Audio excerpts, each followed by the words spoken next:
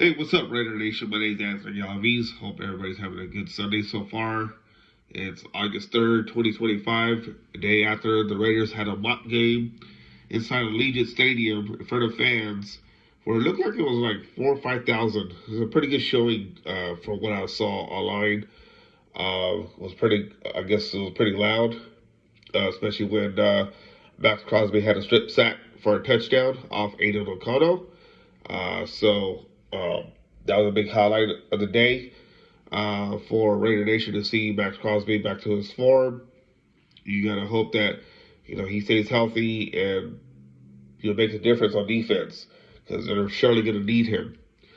Uh, Raider news today: Raider safety Lonnie Johnson. A report saying that he sustained a broken fibula. ESPN came out with a story on that today by Ryan McFadden. He's going to go further testing to see determine the full extent of the injury. Vinny Bonsignore said that the injury can range from 10 weeks to 6 months, so they'll put him if it's 10 weeks, he'll be back in time for the regular season or back middle of the season, somewhere in November. So we'll see what happens. More results to come.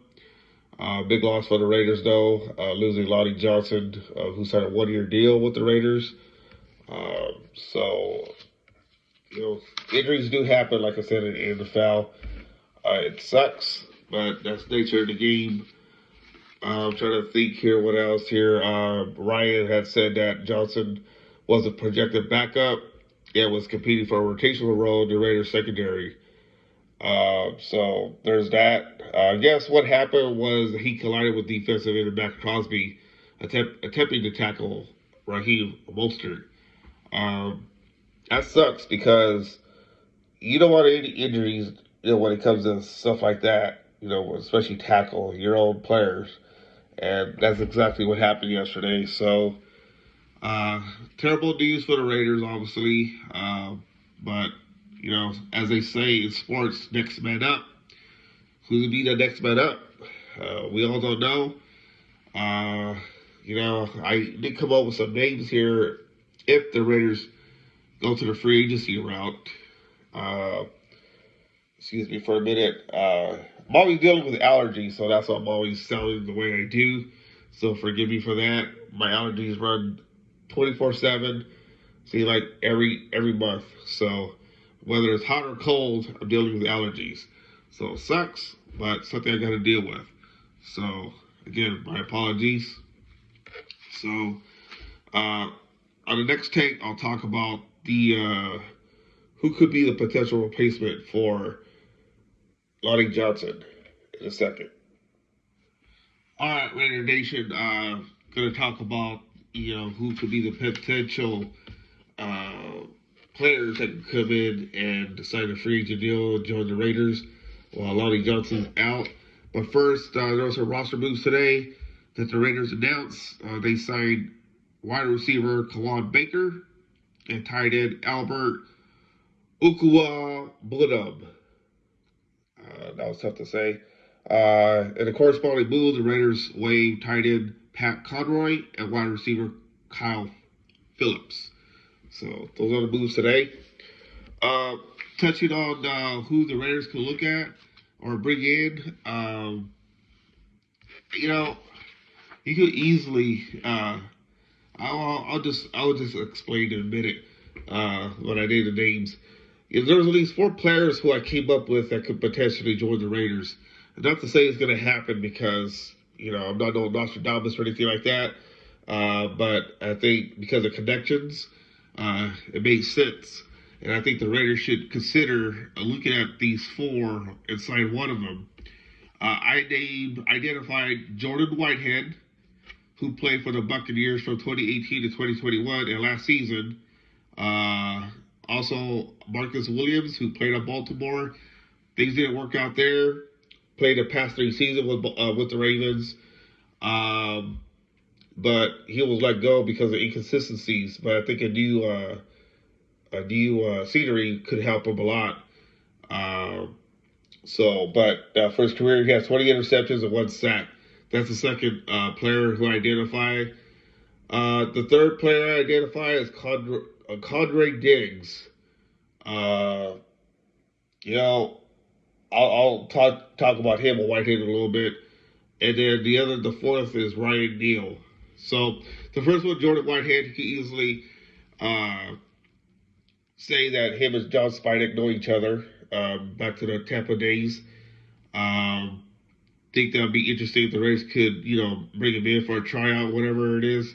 Because in 7 seasons, he had 557 tackles, 31 tackle for loss, 45 pass deflections, 11 interceptions, 2 forced fumbles, and 2.5 sacks. Those career stats are pretty good considering he played for Tampa Bay. That's those stats coming from Tampa.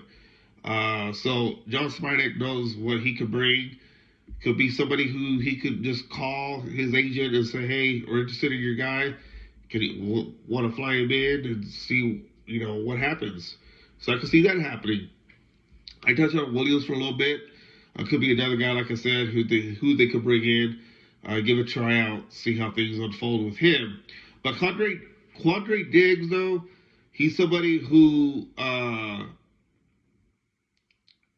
last year he suffered a Lisfranc injury that ended his season, but he's fully healthy and clear to play. He's somebody who played for Coach Pete Carroll in Seattle.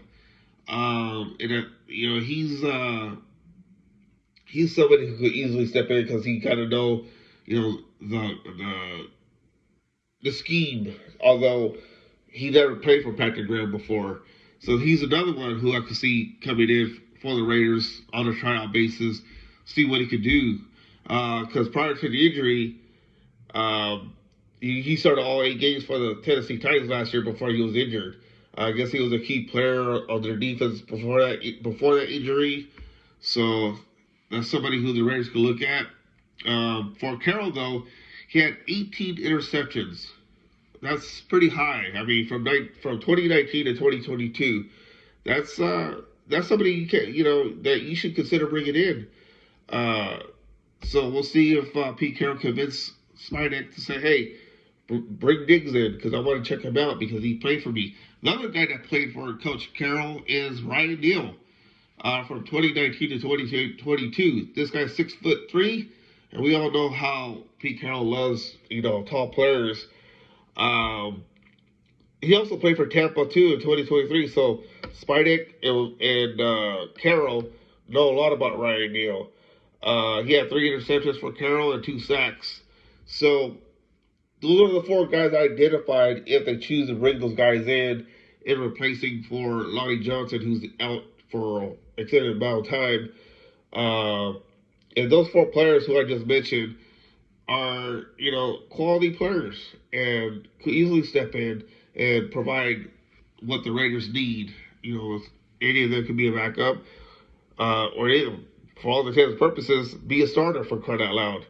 So I want to see what the Raiders are going to do. I mentioned the 4. Not to say it's going to happen, but it's possible. Just wondering what you guys think, who the Raiders could look at as safety. I know some of you have talked about the quarterback position. They did bring somebody in, but for the safety purposes, because of the injury to Lonnie Johnson, they're going to need to sign somebody. I know they got somebody there, the backups who are trying to make the squad. But these are proven players already, and I want to look at those guys to see how they do, especially the connections that they have with Pete Carroll and John Spytek. So let me know what you guys think. Hit the like and subscribe button. Tell your friends to subscribe to my channel. I really enjoyed talking about the Raiders with you guys, and hope to see you guys watch my what I had to say. Sometimes I can be camera shy, but I'm getting over it already. Like I said, I like talking about the Raiders.